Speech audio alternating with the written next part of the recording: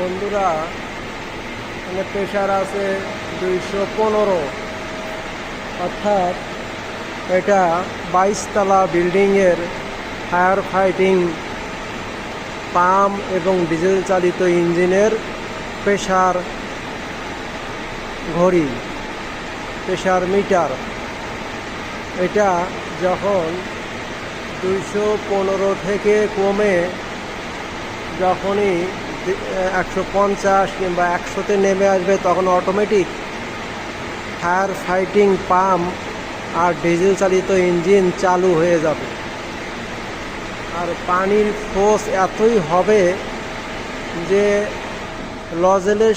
পানির লজেলের সামনে কোনো মানুষ দাঁড়ালে তার পেট ছিদ্র হয়ে যাবে, এত প্রেশার।